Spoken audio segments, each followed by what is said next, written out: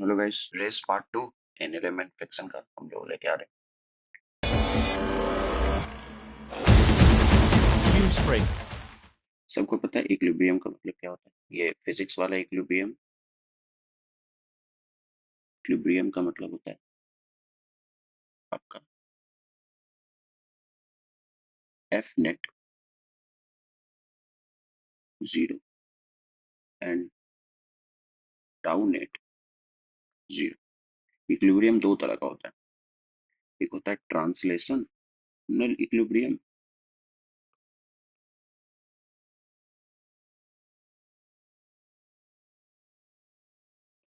और एक होता है रोटेशनल।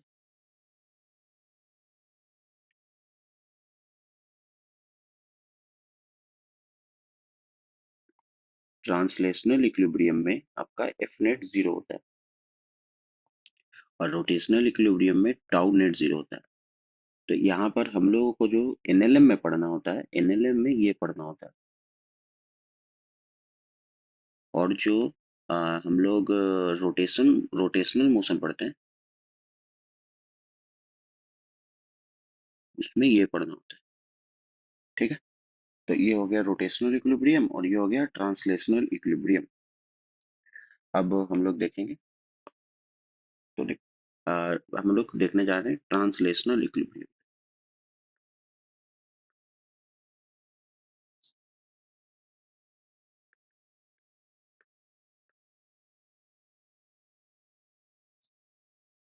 इसका मतलब है F net zero. F net zero दो कंडीशन पे हो सकता है। एक, बॉडी इज एट रेस्ट हो, और एक, body is in uniform motion.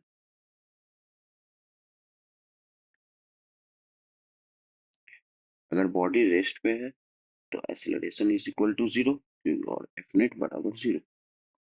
और बॉडी अगर उस पे चल रहा है v is equal to constant पे, तो आपका a बराबर जीरो हो जाएगा और एफ नेट बराबर भी जीरो हो जाएगा। ठीक है।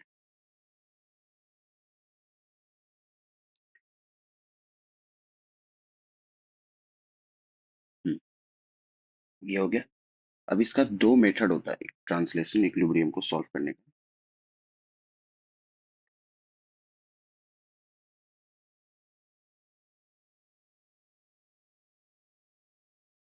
इक्विलिब्रियम को सॉल्व करने का दो मेथड होता है। एक होता है फोर्स बैलेंसिंग मेथड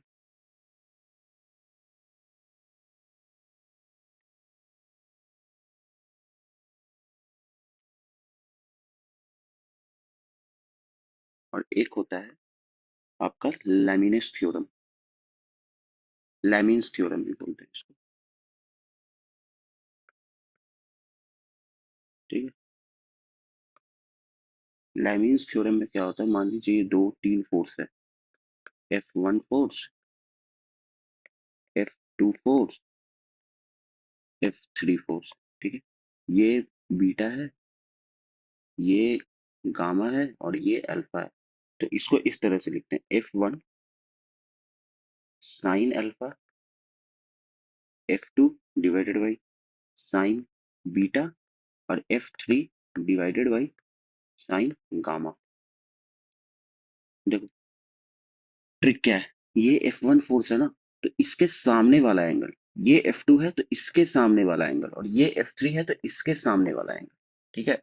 ये F1 है तो F1 वाला एंगल नहीं, देखो ये जो गामा है और ये जो बीटा है, ये दोनों F1 से निकल रहा है एंगल, तो ये वाला नहीं, जो F1 से नहीं रिलेट हो रहा है वो वाला एंगल। ठीक है। अब ये देखो F2 है तो F2 में ये बीटा वाला एंगल, जो F2 से कोई रिलेशन ही नहीं है, देखो ये F1 और F3 के बीच में तो बीटा। ठीक है। और गामा के लिए ये चीज, जो गामा के लिए देखो, जो F3 से रिलेटेड नहीं है, तो F3 से तो रिलेटेड ही नहीं है, F1 और F2 से रिलेटेड है। ठीक है। तो ये हो जाता है दो मेथड, और हर कोचिंग में बताया भी जाता है ये ट्रांसलेशनल इक्विलिब्रियम। ठीक है। अब हम लोग इक्विलिब्रियम के क्वेश्चंस को करेंगे। दो, तीन, तीन क्वेश्चन है इक्विलिब्रियम का, वो दोनों हमने तीनों हम लोग करेंगे। चलो ये देखो, ये क्वेश्चन है इक्विलिब्रियम का। हाँ, हाँ, देखो यहाँ पे हम लोग सारा क्वेश्चन जो है वो फोर्स बैलेंसिंग मेथड से ही करेंगे। तो ये हो गया T1 और ये हो गया T2, ठीक है, और ये हो गया जंक्शन पॉइंट। तो बताओ, तो ये मान लो कि ये T1 है ना, T1 इधर लिखो। अब ये हो गया डॉटेड लाइन, और ये बन गया 30 डिग्री, ठीक है, क्योंकि ये 30 डिग्री था तो ये 30 डिग्री हो गया। अब इधर हो जाएगा T1 कॉस 30 डिग्री, ठीक है, और ये 30 डिग्री था तो ये हो जाएगा 30 डिग्री। तो इधर बन जाएगा T2 कॉस 30 डिग्री, और इधर बन जाएगा T1 साइन 30 डिग्री। तो अगर इधर T2 कॉस 30 डिग्री तो इधर T2 sign T2 sine 30 degree, ठीक है। तो ये जो पूरा रिलेशन बनेगा, निकालना क्या है, T1 और T2। ओके, तो T1 साइन 30 हम लोग पहले ले रहे हैं वाई डायरेक्शन, एक्स डायरेक्शन में, ठीक है। एक्स डायरेक्शन में अगर हम लोग ले लेंगे तो T1 साइन 30 कितना होता है, sine 30 1/2 is equal to T2 cos 30 कितना, √3/2। तो T1 बराबर √3 T2, ठीक है। अब यहाँ पर जो ये है T1 कॉस 30 कितना √3/2 plus T2 sine 30 T2/2 is equal to mg, ठीक है। T1 √3 T2, तो √3 T2 तो 3 T2 divided by 2 plus T2 divided by 2 is equal to mg। तो 3 T2, ये हो गया 4 T2 डिवाइडेड बाई 2 बराबर mg 2। तो T2 बराबर mg/2 और T1 बराबर √3 mg/2। लो, T1 का आंसर आ गया √3 mg/2 और T2 का आंसर आ गया mg/2, ठीक है। इक्विलिब्रियम का क्वेश्चन था, ये हो गया। ये सेकंड नंबर क्वेश्चन, इस क्वेश्चन में क्या कह रहा है, इस क्वेश्चन में क्या कह रहा है कि एक बर्ड है जो कि sitting on a stretch telephone wire. अच्छा, देखो पहले क्या कह रहा है कि एक बर्ड है जो इस वायर पे बैठी हुई है, ठीक है। तो जब मान लो ये फिक्स्ड वायर और स्ट्रेच हो गया, तो अब जब ये वायर जो है जब स्ट्रेच हो गया तो ये बर्ड अगर इस पे आके बैठेगी, तो बर्ड अगर आके बैठी, तो मान लो कि ये बर्ड यहाँ पे आके बैठी, तो ये कुछ तो ये वायर नीचे की ओर जाएगा, क्योंकि बर्ड आके बैठ गई है। तो ये बर्ड आके बैठ गई है तो बर्ड का एमजी इस वायर को नीचे की ओर ढकेल देगा। देखो, वो बर्ड का एमजी यहाँ पे लग रहा होगा। अब मान लो कि ये कोई थीटा एंगल है, तो यहाँ पर भी थीटा बन गया, और ये हो गया टेंशन, टेंशन अराइज हो गया, दोनों साइड बराबर ही टेंशन होगा।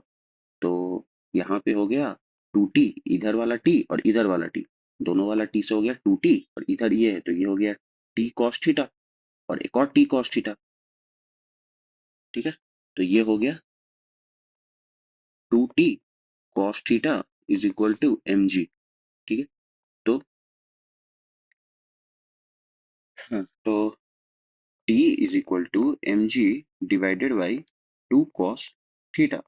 तो it's wait the additional tension provided by it in wire, the additional provided by it in wire. तो एडिशनल टेंशन अगर ये पूछ रहा है तो यहाँ पे cos थीटा को हटाना होगा, तो या तो थीटा 0 ले लेंगे या तो थीटा 90 लेंगे। अगर अगर ये थीटा कैसे बनेगा, फिर से बढ़ेगा, ये जो थीटा है, अच्छा, ये जो थीटा बना रहे हैं ये अप्रोक्स टू 90 डिग्री होगा, क्योंकि देखो यहाँ पर ये रहा डॉटेड लाइन और ये, अब अगर ये अगर सीधा हो गया, मान लो कि और ज्यादा बेंड होते गया, तो ये इस तरह से बनेगा, theta is equal to zero तो यहाँ पर था, ये तो कभी कंडीशन बन ही नहीं पाएगा। बर्ड का वेट और ज्यादा नीचे की ओर लगते जाएगा, जैसे जैसे वो नीचे की ओर जाते जाएगा। तो ये जो थीटा है वो 90 के बराबर होगा, थीटा क्लोज टू 90 डिग्री। तो अगर थीटा क्लोज टू 90 डिग्री होगा तो T is equal to M G by zero, तो T is equal to infinite, T is equal to infinite, तो टी जो है वो बहुत बड़ा आएगा एम जी से। ठीक है, ये होगा आंसर, ऑप्शन नंबर 2। ठीक है, अब ये क्वेश्चन है, ये क्वेश्चन भी देखो इक्विलिब्रियम का ही होगा। Two bodies of 4 kg and 6 kg are attached to pass over a pulley. The 4 kg is attached to tabletop by the tension in the string T1. Okay, तो ये देखो, ये जो टेंशन है ये 6G के बराबर आएगा।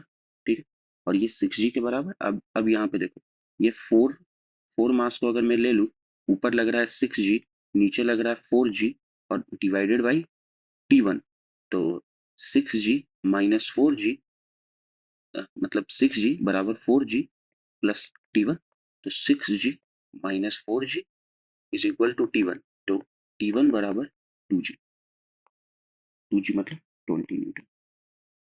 ठीक है, अब ये क्वेश्चन है, ये क्वेश्चन सूडो फोर्स का है। ठीक है, सूडो फोर्स, तो पहले सूडो फोर्स बता देते हैं, उसके बाद करते हैं इसको।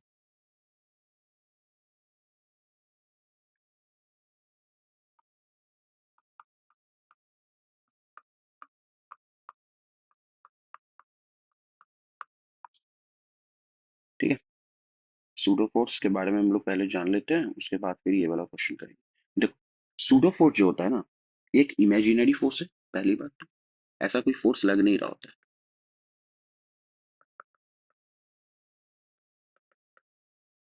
और सेकंड पॉइंट जो है कि ये तब अप्लाई होता है,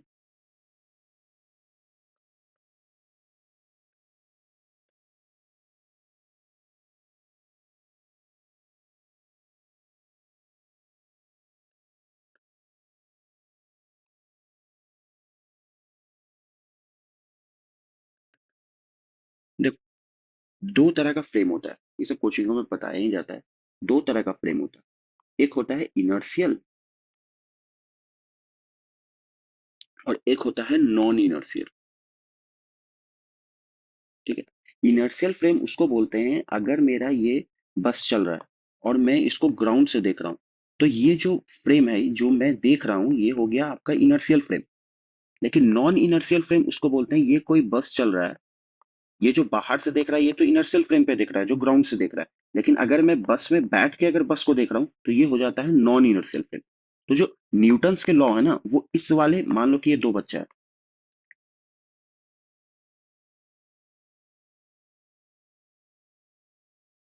तो न्यूटन्स के लॉ जो है ना वो, न्यूटन्स लॉ जो है वो ए के लिए वैलिड है बट वी के लिए वैलिड नहीं। तो अगर बी के लिए वैलिड नहीं है, so we apply pseudo force दे। सूडो फोर्स तभी लगेगा जब हम लोग नॉन इनर्शियल फ्रेम से देख रहे हो, वरना अगर इनर्शियल फ्रेम से देखेंगे ना तो वो हम लोगों को वैसे ही दिखेगा। ठीक है, तो अब सूडो फोर्स का सब कुछ पढ़ते हैं, फॉर्मूला क्या होता है और ये क्या होता है। ठीक है ना, सूडो फोर्स कब लगता है ये बता दिए।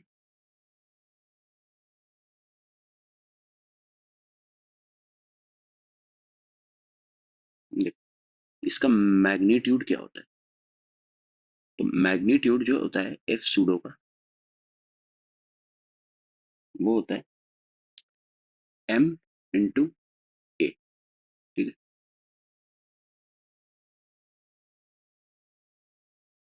अब ये जो एम होता है वो होता है मास ऑफ बॉडी, और ये जो ए होता है ये होता है acceleration of frame.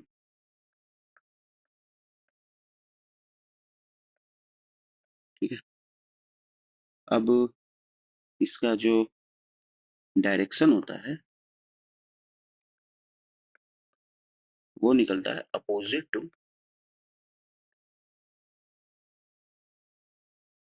The acceleration of frame. मान लो कि ये कोई बस है,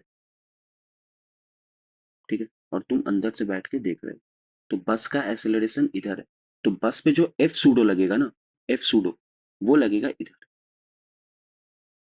ठीक है, मैं बहुत छोटे में बता रहा हूँ, कोचिंगों में पूरा सूडो फोर्स का एक लेक्चर होता है, एनएलएम जो पढ़ाया जाता है, तो वहां पे एकदम डिटेल में पढ़ाया जाता है। तो आप लोग वहां तो पढ़िएगा ही, तो फिर यहाँ पे क्यों ही टाइम वेस्ट करें। इसलिए मैं बस ऊपर ऊपर की चीजें बता दे रहा हूँ, जिससे एक बार रिवाइज हो जाए। अब देखो, पॉइंट ऑफ एप्लीकेशन। ठीक है, पॉइंट ऑफ एप्लीकेशन का मतलब क्या है कि कहाँ से सूडो फोर्स चालू होता है लगना, तो वो हमेशा सेंटर ऑफ मास से। कभी कभी थियोरेटिकल सवाल में पूछ लिया जाता है। ठीक है, यहाँ से चालू होता है लगना। ये हो गया पूरा सूडो फोर्स का डिस्क्रिप्शन। अब हम लोग क्वेश्चंस कर सकते हैं सूडो फोर्स। ठीक है, देखो, a beaker is, क्या कर रहा है question, a beaker is half filled with water, it is allowed to slip down on a smooth inclined plane with angle of inclination theta to the horizontal, the level of water in the beaker। एक चीज और याद रखो कि अब अगर ये इधर की ओर जा रहा होगा, तो मान लो कि इस पे एक फोर्स लग रहा होगा mg sin थीटा इधर। ठीक है ना, तो जो ये जो फ्री सरफेस बनता है यहाँ पर, वो हमेशा, देखो जैसे कि ये है, यहाँ पे mg sin थीटा फोर्स लग रहा होगा, यहाँ पर mg cos थीटा फोर्स लग रहा होगा। लेकिन अगर ये यहाँ का एक्सेलरेशन क्या है, इस सारे केसेस का एक्सेलरेशन क्या है, a is equal to G sine theta, और जो कि इधर लग रहा है ए, तो सूडो फोर्स इधर लग जाएगा। ठीक है ना, एफ सूडो पहचानने आना चाहिए, एफ सूडो कहाँ लगेगा। यहाँ पर आपका, यहाँ पर एफ सूडो लग गया, और यहाँ पर तो नॉर्मल तो लगेगा ही, वो हटा देता हूँ नॉर्मल। यहाँ पे लग जाएगा एम जी कॉस थीटा, और यहाँ पर तो लग ही रहा है एम जी साइन थीटा। ठीक है, तो ये जो लेवल ऑफ वाटर होता है ना, लेवल ऑफ वाटर के क्वेश्चन का एक ट्रिक भी होता है।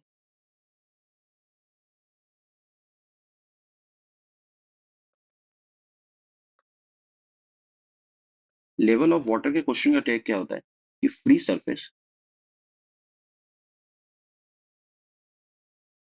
will formed perpendicular to F net। ठीक है, ये होता है इसका ये तो देखो, यहाँ पर तो परपेंडिकुलर नहीं, मुझे फोर्थ केस में लग रहा है, इसलिए मैं देखता हूँ। देखो, यहाँ पर एक्सेलरेशन ए से आगे है। ठीक है, और यहाँ पर एम जी कॉस थीटा है, और यहाँ पर एम जी साइन थीटा है, और एम ए है।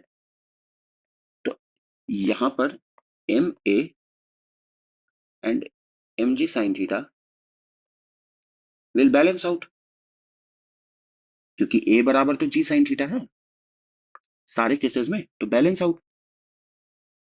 तो देखो, जो बचा, जैसे कि बचा क्या, ये एम जी कॉस थीटा, तो जो लेवल ऑफ वाटर है वो क्या, इस नेट फोर्स, देखो नेट फोर्स क्या बचा, नेट फोर्स तो ये एम जी कॉस थीटा ही बचा ना, एफ नेट यही बचा, और लेवल ऑफ वाटर देखो तो ये परपेंडिकुलर ही है, तो परपेंडिकुलर है, तो ये आपका फोर्थ ऑप्शन हो गया आंसर। ठीक है, यहाँ पर देखो, यहाँ पर ये दोनों एक दूसरे को बैलेंस आउट करेगा,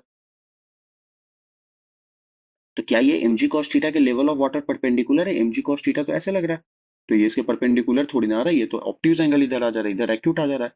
अब यहाँ पर भी देखो, तो क्या ये परपेंडिकुलर है, यहाँ पर देखो एक्यूट आ जा रहा है, यहाँ पे यहाँ पर भी देखो, तो क्या ये परपेंडिकुलर आ रहा है, नहीं आ रहा है, बिल्कुल नहीं आ रहा है level of water, level of water तो ऐसा है।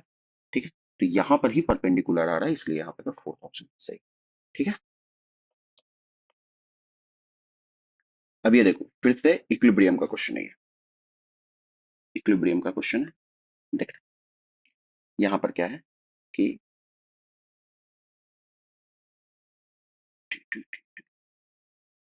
T3, देख, पहला चीज,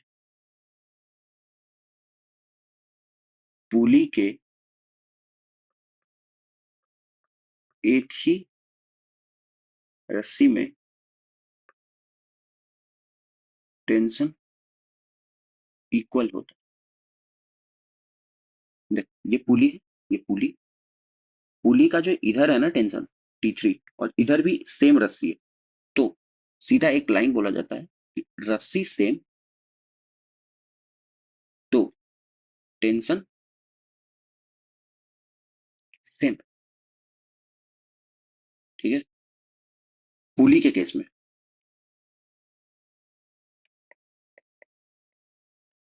तो बताओ, T2 बराबर T3 आ गया, तो ये तो पहले ही कट गया और ये भी कट गया।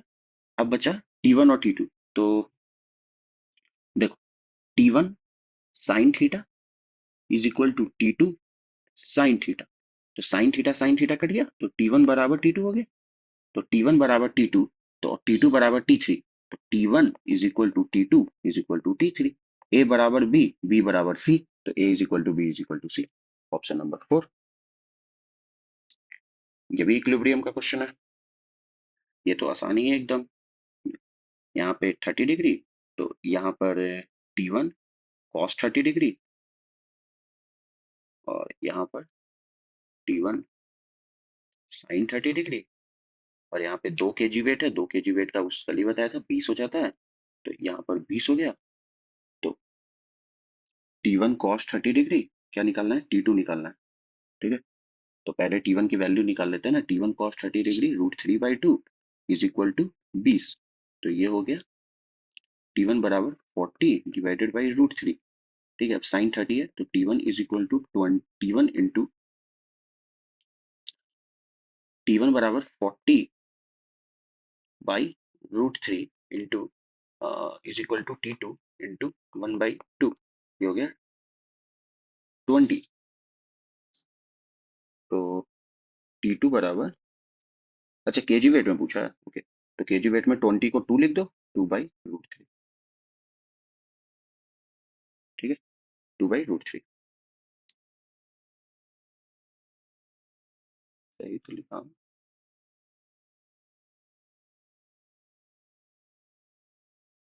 √3 द्वारा T1 cos 30 √3/2।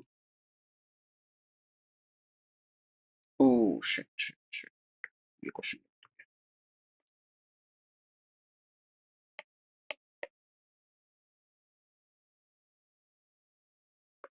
देखो, सॉरी सॉरी, यहाँ पे T2 पूछा है और केजी वेट में पूछा है। तो ये अगर 30 डिग्री है, तो ये 60 डिग्री होगा, और यहाँ पर जो एंगल बनेगा वो 60 डिग्री का बनेगा। तो ये हो गया T1, ये हो गया T1 cos 60 डिग्री, और ये हो गया T1 साइन 60 डिग्री। ठीक है, तो ये हो गया T1 cos 60 degree, cos 60 degree होता है 1/2 is equal to 2 kg weight, तो T1 बराबर 4 kg वेट। ठीक है, अब अगर T1 बराबर 4 kg है, तो 4 into √3/2 is equal to T2। तो ये हो गया T2 बराबर हो गया 2 √3 kg वेट। तो आपका आंसर हो गया 2 √3, थर्ड ऑप्शन। ये हो गया 7th number question. 7th number question, ये सूडो फोर्स का क्वेश्चन है। ये देख के ही समझ में आ जाता है, सूडो फोर्स का क्वेश्चन। आप लोगों को भी क्वेश्चन प्रैक्टिस करिएगा तो देख के ही समझ में आ जाता है। ठीक है, an iron block of mass 500 ग्राम, ये देखो 500 किलो का दिया हुआ है ये। ठीक है, is kept on a track of V0 90 km/h। Driver applied the brake, ये V0 जो है applies the brake in 10 second. Okay, और 10 सेकंड 54। ओके, तो यहाँ पर एक काम करो ना, एक्सेलरेशन फाइंड कर लो। ये जो V0 इतना सब कुछ दिया हुआ है, पहले तो ये किलोमीटर में दिया हुआ है और ये सेकंड में दिया हुआ है, तो किलोमीटर को कन्वर्ट करना पड़ेगा। तो पहले कन्वर्ट करते हैं, तो ये हो गया 90 इंटू 5/18, 25 V0। ठीक है, और V जो है वो 54 इंटू 5/18, ये हो गया 15। अब ए बराबर 25 - 15 डिवाइडेड बाई 500। तो ए बराबर हो गया 10 बराबर 500। तो ए बराबर आ गया 0.02।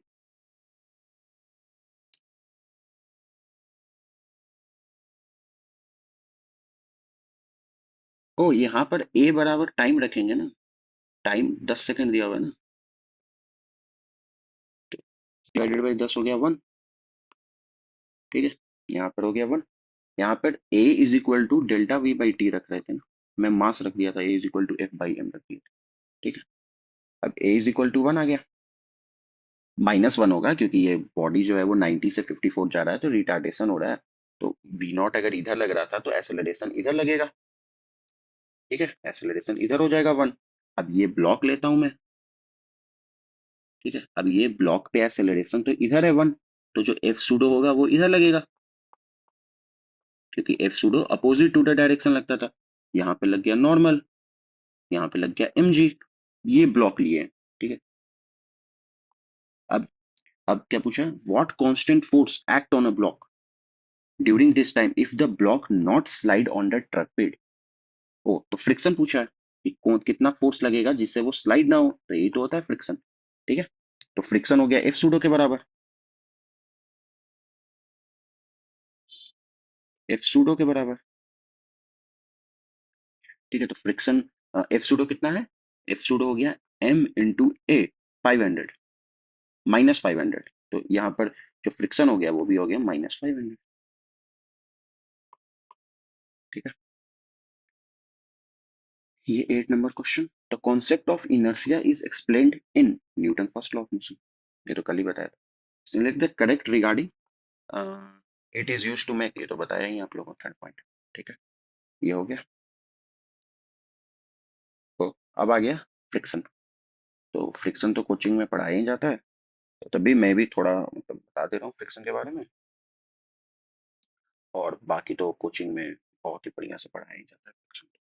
दिक्कत ही क्या है, वहाँ पे तो 6-7 लेक्चर पीडब्ल्यू होगा, तो 6-7 लेक्चर पढ़ाया जाता है। और मतलब पीडब्ल्यू में तो एनएलएम कुछ ज्यादा इंटेल पढ़ाया जाता है, ये सब टॉपिक जो होते हैं मैकेनिक्स वाला।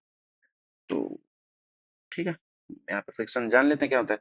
कॉन्टैक्ट फोर्स होता है, थियोरेटिकल पॉइंट, कॉन्टैक्ट फोर्स होता है।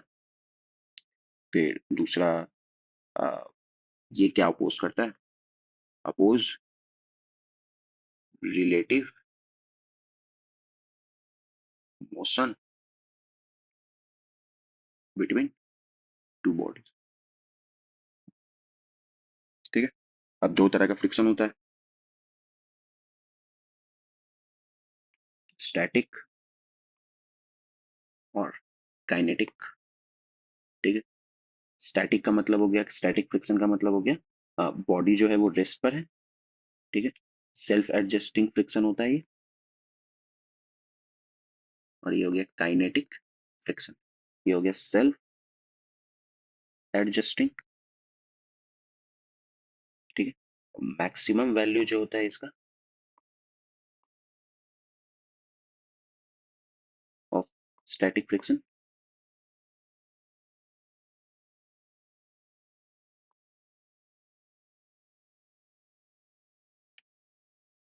इज कॉल्ड लिमिटिंग फ्रिक्शन,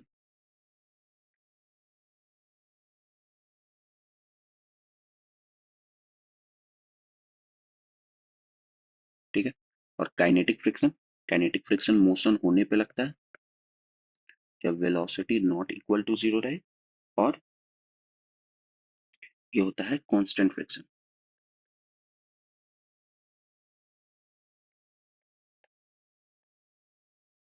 ठीक है। ये हो गया। अब यहाँ पर जो फ्रिक्शन निकलता है वो स्टैटिक और काइनेटिक फ्रिक्शन में, देखो फ्रिक्शन का फॉर्मूला क्या होता है, फ्रिक्शन अगर निकालना है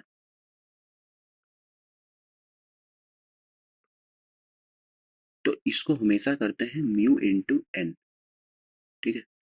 ये बनता है लिमिटिंग फ्रिक्शन, नहीं नहीं नहीं, ठीक है। लिमिटिंग फ्रिक्शन ये नहीं, देख फ्रिक्शन जो होता है वो ये दो तरह, एक हो गया आपका स्टैटिक और एक हो गया काइनेटिक। तो स्टैटिक के लिए आपका हो गया mu S into N is equal to friction, ठीक है, स्टैटिक। और इसी की मैक्सिमम वैल्यू होती है, इसी को बोल देते हैं लिमिटिंग फ्रिक्शन भी,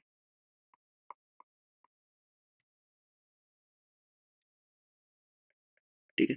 और काइनेटिक फ्रिक्शन जो होता है,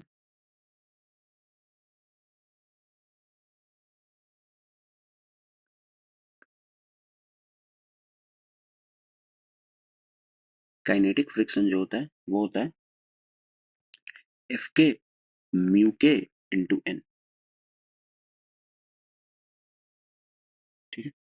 यही होता है, अब ये जो एफ एल हुआ, मतलब एफ लिमिटिंग हुआ, वो हमेशा ज्यादा होता है एफ के से। और जो ये बचा म्यू एल या और म्यू एस, ये हमेशा ज्यादा होता है म्यू के से। ये नोट पॉइंट है, इसको दिमाग में रखना। ठीक है, ये पूछा भी जाता है कभी कभी। और म्यू जो होता है वो फ्रिक्शन कोफिशिएंट होता है। ठीक है, अब हम लोग देखते हैं क्या होता है। मान लो कि ये कोई ब्लॉक है और ये रखा हुआ है, सॉरी, ब्लॉक है ना, ये रखा हुआ है यहाँ पर, और इस पर एफ फोर्स लगा है।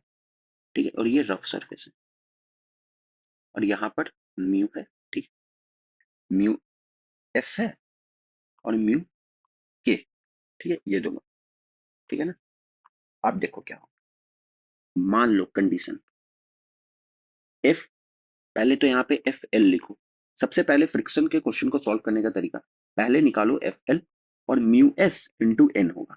ठीक है, और एफ के निकालो, तो एफ के हो जाएगा म्यू के इंटू एन। ठीक है, अब यहाँ पर कंडीशन आता है, अगर एफ अप्लाइड, ठीक है, ये दोनों निकाल लेना, अब तीन कंडीशन होता है। एफ अप्लाइड जो है वो बड़ा है एफ एल से, तो एफ एल क्या है, फ्रिक्शन। अब बताओ, ये जो फोर्स लगा रहे हो तुम, ये जो फोर्स लगा रहे हैं, ये छोटा है लिमिटिंग फ्रिक्शन से। तो बॉडी क्या चलेगा, फ्रिक्शन की वैल्यू बहुत ज्यादा है। फ्रिक्शन क्या अपोज करता है, oppose oppose relative motion between two bodies. तो देखो यहाँ पे बॉडीज क्या है, एक बॉडी ब्लॉक है और एक बॉडी आपका ये ग्राउंड है। तो इन दोनों के बीच का मोशन को जो अपोज करेगा वो होगा फ्रिक्शन। तो फ्रिक्शन यहाँ पे अपोज करेगा, तो यहाँ पर हो गया वेलोसिटी जीरो। ठीक है, वेलोसिटी जीरो। तो वेलोसिटी जीरो पे जो फ्रिक्शन होता है वो कौन सा फ्रिक्शन होता है, स्टैटिक। ठीक है, अब जो स्टैटिक फ्रिक्शन होगा ना, तो यहाँ पे जो फ्रिक्शन की मैग्नीट्यूड की वैल्यू होगी वो जो है, वो फ्रिक्शन की मैग्नीट्यूड की वैल्यू जो होगी वो फोर्स, फोर्स, यहाँ पे फ्रिक्शन जो है वो फोर्स अप्लाइड के बराबर होगी जब रेस्ट पर है।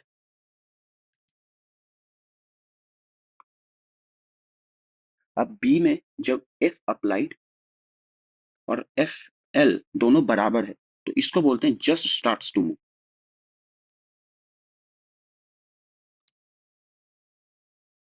ठीक है, तो जो यहाँ पे फ्रिक्शन की वैल्यू है वो एफ अप्लाइड के बराबर है, और एफ अप्लाइड एफ एल के बराबर है। ठीक है, थर्ड केस में क्या होता है कि जो एफ अप्लाइड है वो यही है एफ अप्लाइड, और कुछ नहीं है, यही है एफ अप्लाइड। ठीक है, एफ अप्लाइड जो है, ठीक है, वो जो है वो एफ एल के बराबर है। तो यहाँ पर जो फ्रिक्शन की वैल्यू होगी, देखो अब ये वाला फोर्स ही बड़ा है, फ्रिक्शन की वैल्यू छोटी है, अब ये वाला फोर्स बड़ा है, तो बताओ ये बॉडी आगे की ओर चली जाएगी। ठीक है, तो यहाँ पर काइनेटिक फ्रिक्शन लग जाएगा, मोशन हो गया ना बॉडी का, तो फ्रिक्शन जो लगेगा वो काइनेटिक फ्रिक्शन है। ठीक है, और इन दोनों केस में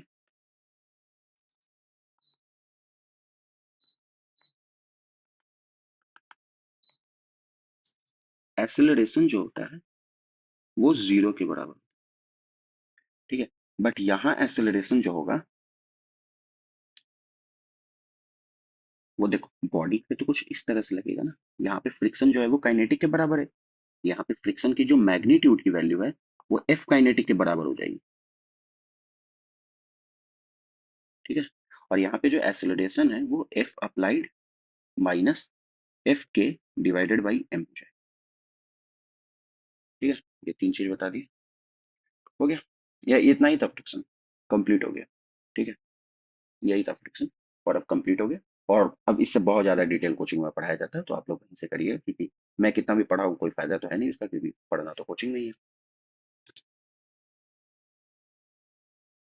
अब ये देखो, ये क्वेश्चन है, क्वेश्चन के थ्रू हम लोग सीखते हैं फिर से। देखो, म्यू एस हो गया 0.2 और म्यू के हो गया 0.15। ठीक है, अब एक्सटर्नल फोर्स फ्रिक्शन निकालने का पहला तरीका एफ एल निकाल लो। एफ एल कितना है, तो 10, क्योंकि एक 1 केजी का मास है, 10 इंटू 2.15, वन 10 हो गया, तो ये हो गया 2 के बराबर।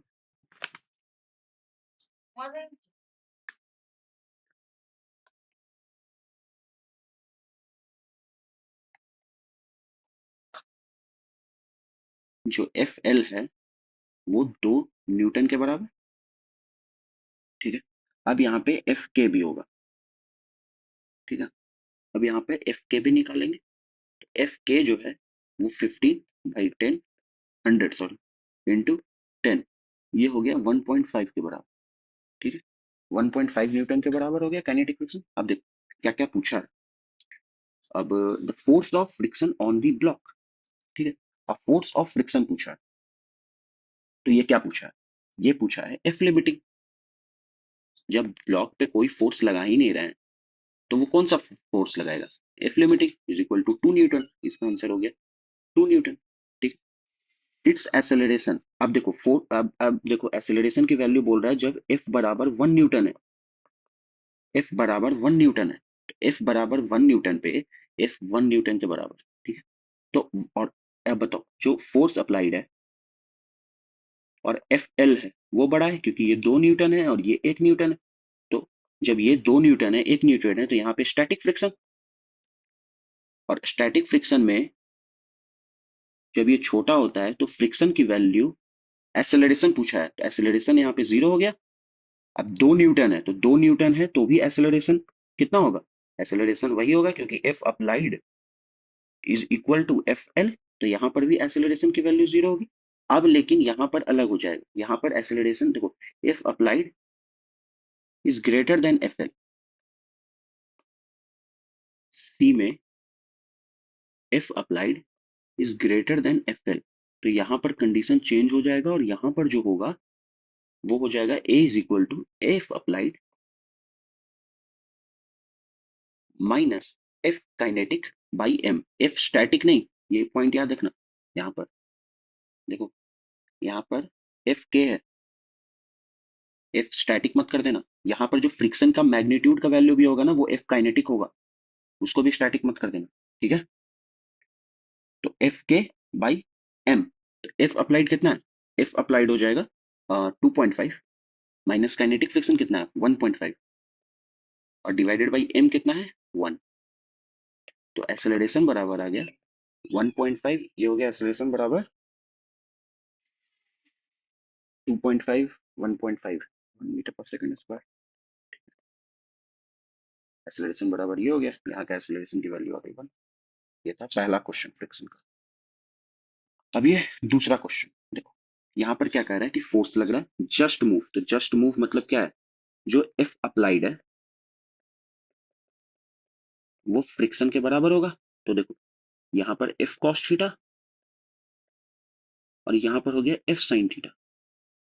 ठीक है। अब फ्रिक्शन इधर क्यों लगेगा? क्योंकि फ्रिक्शन होता है कांटेक्ट फोर्स। जहां पे कांटेक्ट हो रहा है दो बॉडी का, वहीं पे लगेगा, इसलिए फ्रिक्शन यहाँ पे लगेगा। वाई में तो लगेगा नहीं फ्रिक्शन।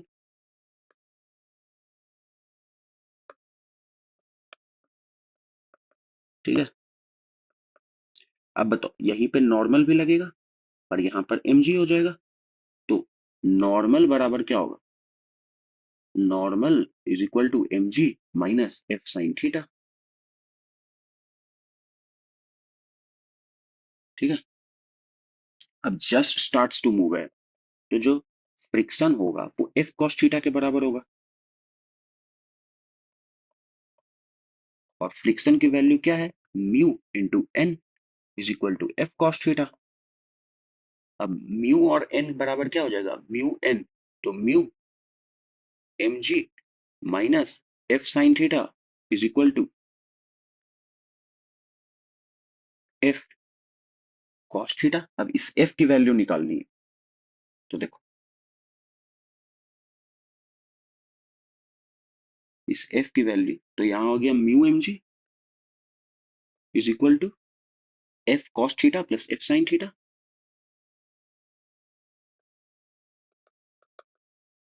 ठीक है। अब mu M G, mu F sine theta sorry. ठीक है। तो mu M G divided by F common ले ले, और यहां पर हो जाएगा एफ कॉमन ले लेंगे तो cos theta plus mu sine theta. ठीक है, तो mu M G divided by cos theta plus mu sine theta is equal to F.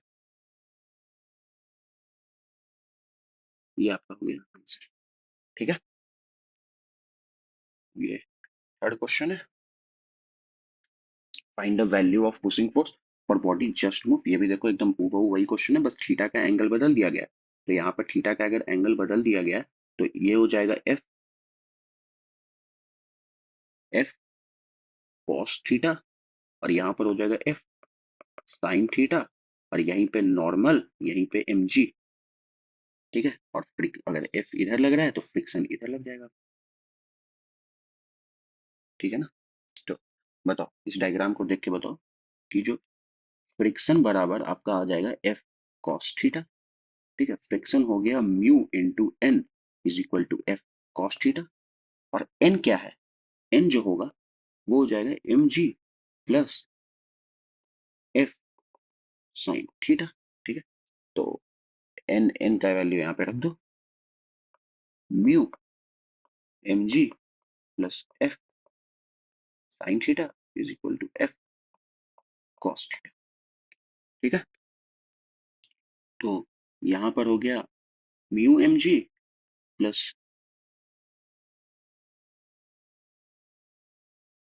Plus mu F sine theta plus F cos theta. ठीक है, अब ये इधर चला जाएगा, mu M G is equal to F cos theta minus mu F sine theta, mu M G is equal to F common ले लिए, cos theta minus mu sine theta. ठीक है, mu M G divided by cos theta minus mu sine theta is equal to F.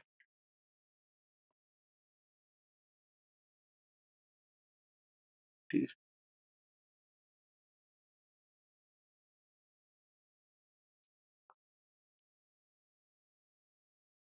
मेरा pen lag कर रहा है।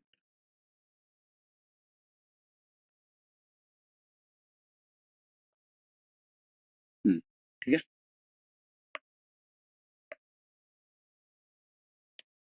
Okay page add कर, देख ये क्वेश्चन,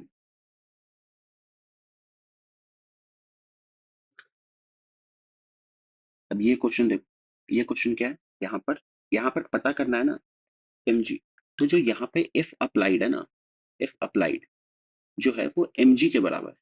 ठीक है, एफ अप्लाइड आपका ये फोर्स नहीं है, एफ अप्लाइड जो है वो एम जी। ठीक है, तो एफ अप्लाइड जो हुआ वो एम जी हुआ। अब देखो यहाँ पे लगेगा नॉर्मल, तो नॉर्मल तो सीधा सीधा एफ के बराबर होगा। ठीक है, अब नॉर्मल एफ के बराबर, तो और नॉर्मल एफ के बराबर, और यहाँ पे आपका फ्रिक्शन लग जाएगा, क्योंकि यहाँ पे आपको इस ब्लॉक को गिराएगा कौन, गिराएगा एमजी फोर्स ही ना। तो मोशन करवा कौन रहा है, एमजी फोर्स। तो जब मोशन एमजी को फोर्स करवा रहा है तो फ्रिक्शन एमजी के ही ना अपोजिट डायरेक्शन में लगेगा। तो देखो यहाँ पे जो फ्रिक्शन है वो एमजी के बराबर। ठीक है, और फ्रिक्शन का वैल्यू हो गया mu into N is equal to M G. ठीक है, to keep it at rest बोला है, इसलिए ही हम लोग लगाए हैं F applied is equal to friction. ठीक है, अब म्यू एन बोला है तो म्यू एन हो गया mu into F is equal to M G. ठीक है, तो तो एफ बराबर पूछा है, एफ बराबर पूछा है तो एम जी बाई म्यू।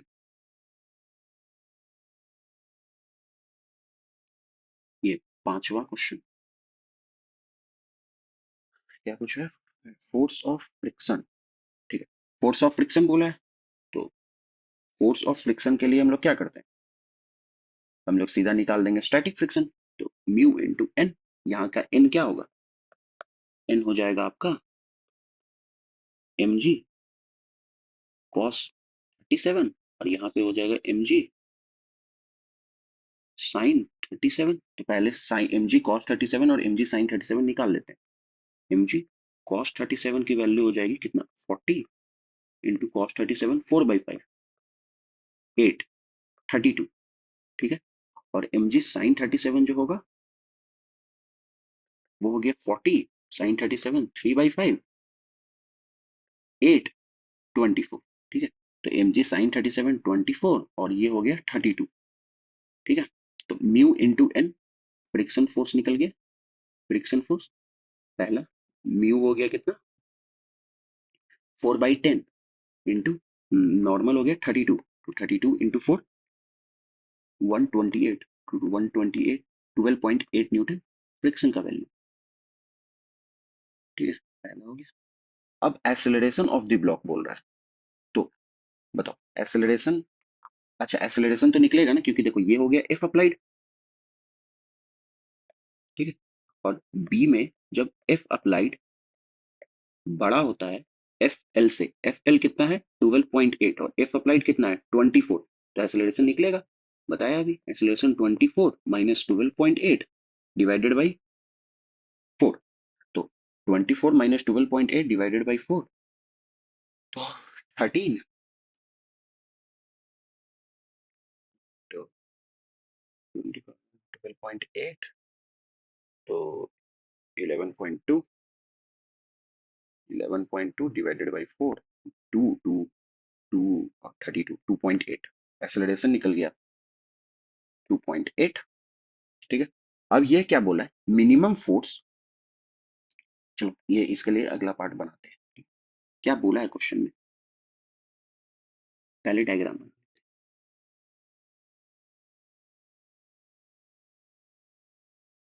देखो, 40 अब यहाँ पर जी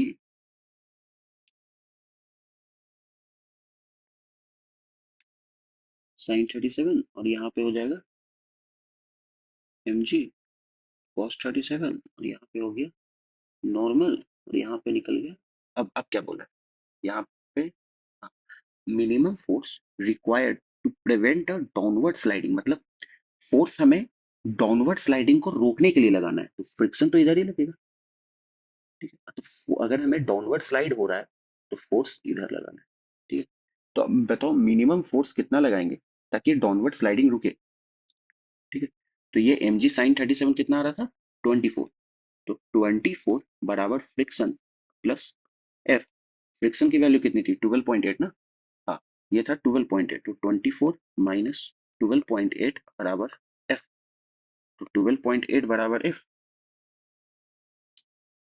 ये हो गया फ्रिक्शन बराबर 11.2 मिनिमम वैल्यू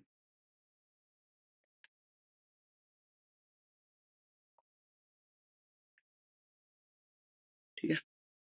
अब डी पार्ट ले लेते हैं डी पार्ट में क्या बोला है minimum force required to just move the block upward अच्छा तो डायग्राम तो पहले इसी को कॉपी कर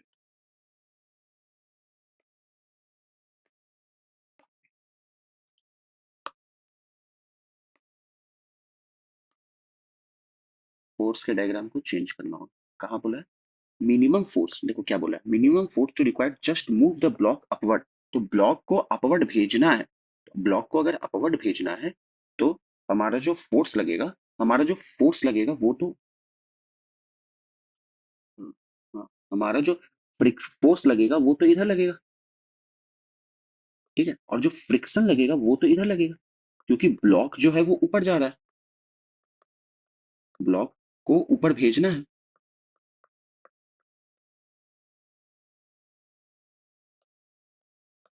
तो यहाँ पर उल्टा हो जाएगा यहाँ पर एफ बराबर फ्रिक्शन प्लस 24 तो एफ बराबर 11.2 फ्रिक्शन की वैल्यू प्लस 24 यहाँ पे जो एफ मिनिमम आएगा वो आ जाएगा ऊपर भेजने के लिए 36.8 टन ठीक है क्लियर हो गया ये। अब ये कौन सा क्वेश्चन नंबर था फिफ्थ ये है सिक्स ठीक है।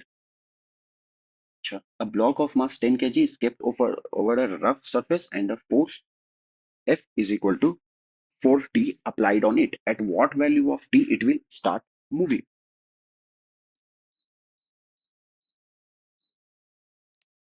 ये पूछ रहा है कि कितने वैल्यू पे ये मूव करेगा। तो मूव करने के लिए आपका जो एफ अप्लाइड है वो बराबर होना चाहिए किसके, फ्रिक्शन के।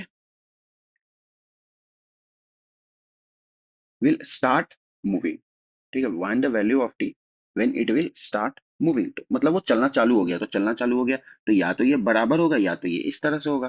ठीक है, तो एफ अप्लाइड कितना है, 4 टी। ठीक है, फ्रिक्शन की वैल्यू कितना हो, फ्रिक्शन की वैल्यू सबसे पहले निकाला करेंगे। फ्रिक्शन की वैल्यू 4/10 एफ लिमिटिंग की वैल्यू, और ये 10 kg, तो ये 100, ये हो गया 40 के बराबर। ठीक है, तो 40, तो जो टाइम आया वो 10 ठीक है, बहुत ही आसान क्वेश्चन था। 7th, ठीक है, is moving on a rough plane, v is equal to दिया हुआ है, फोर्स दिया हुआ है, तो ब्लॉक मोशन में है,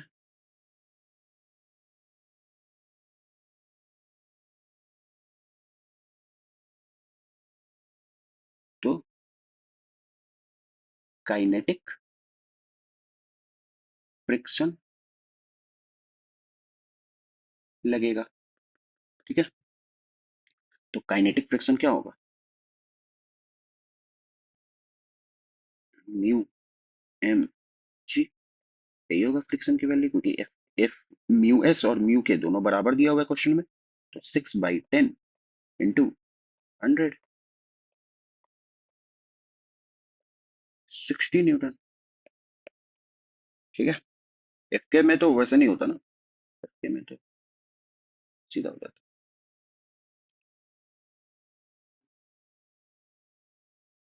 यहाँ पर क्या दिया हुआ है, यहाँ पर एक्सेलरेशन दिया हुआ है, तो यहाँ पर भी काइनेटिक फ्रिक्शन होगा।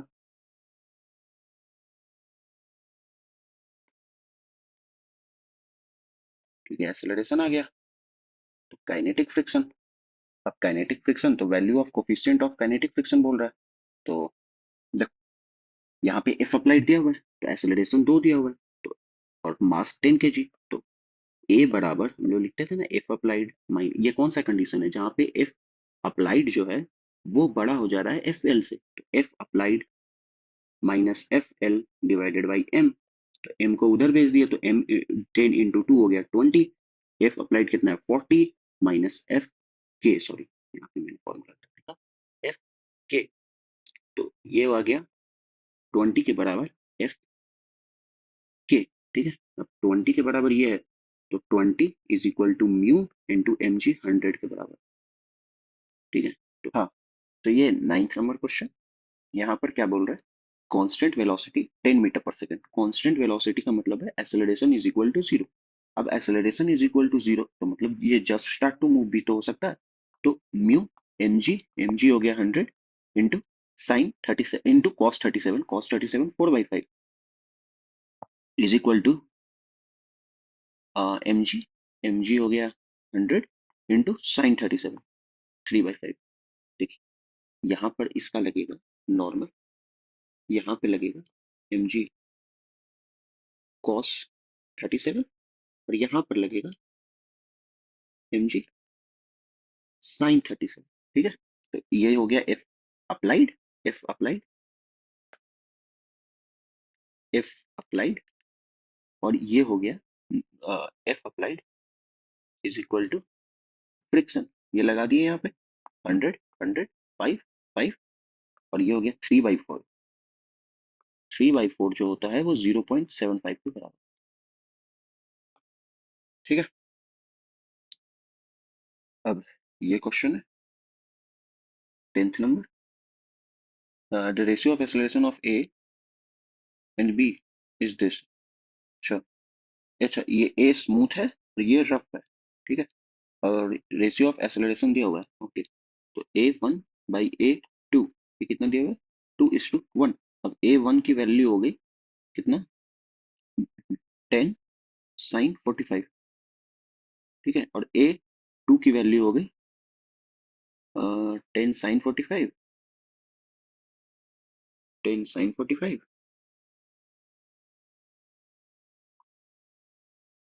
माइनस म्यू, A2 की वैल्यू क्या होगी, 10 sin 45 डिवाइडेड बाई 10 ना, ठीक है। और यहाँ पे 10 sin 35 इंटू 10 ठीक है। तो 10 10 10, तो A2 की वैल्यू आ गई 1/√2 माइनस म्यू बाई √2, ठीक है। तो A1/A2 हो गया 2:1, और ये हो गया 1/√2, और ये हो गया 1/√2 माइनस म्यू बाई √2, ठीक है। तो यहाँ हो गया 2/1 is equal to 1/√2 into μ-1 into √2, ठीक है। अब यहाँ पर हो गया 2μ-2 इज इक्वल टू 1, तो म्यू बराबर 3/2 यानी कि 1.5।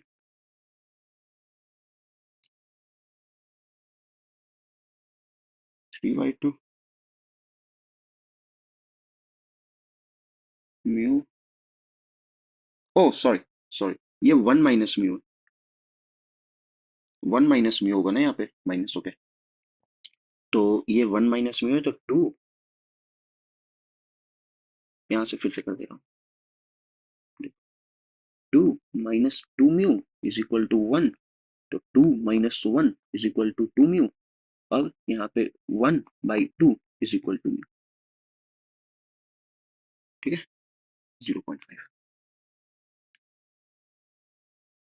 11th क्वेश्चन, यहाँ पे क्या कर रहा है, कांस्टेंट वेलोसिटी ब्लॉक जोन, ये 2 ब्लॉक प्रॉब्लम है, ठीक है। ये constant velocity 10 metre per second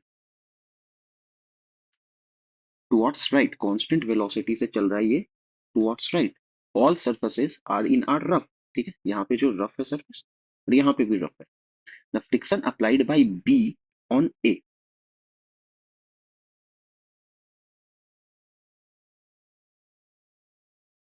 तो यहाँ पर तो आगे की ओर चल रहा है 20, तो ये फ्रिक्शन इस पे पीछे की ओर लग जाएगा 1, तो यहाँ पर ये 10 से आगे की ओर चला गया। ओह, देखो, एज का जो एक्सेलरेशन है वो 0 है, ठीक है। तो ए जो फ्रिक्शनल फोर्स लगाएगा, ए पर जो फ्रिक्शन लगेगा वो भी 0 के बराबर होगा, ठीक है। तो इसका आंसर आपका 0 हो गया। अब मान लो कि अगर ए पे 0 होता है और ए पे तो फोर्स अप्लाइड 0 है ना, और ए पे आपका फ्रिक्शन भी 0 है, और ए पे आपका फोर्स अप्लाइड 0 है, तो फ्रिक्शन 0 है। अब अगर मान लीजिए कि ए पर अगर आपने ये 20 न्यूटन का फोर्स जो है वो ए पर लग रहा होता, तो एफ अप्लाइड जो होता वो ए पर 20 हो जाता, तो आपका जो फ्रिक्शनल फोर्स आता है ए पर वो 20 हो जाता। बट ऐसा नहीं है, कैसा है, यहाँ पर बी पर लग रहा है 20 न्यूटन, ठीक है। तो यही है, ये 0 आएगा। ये अच्छा क्वेश्चन था। और वैसे भी बता दूं, 2 ब्लॉक प्रॉब्लम मतलब नीट में आज तक पूछा नहीं है। 15-20 सवाल, 20 साल से एक भी सवाल आज तक 2 ब्लॉक प्रॉब्लम से नहीं आया, तो घबराना मत, 2 ब्लॉक प्रॉब्लम नीट के लिए नहीं है, और जेई में भी यहाँ तक की नहीं पूछा है, ठीक है। तो follow for more such videos, thank you so much guys.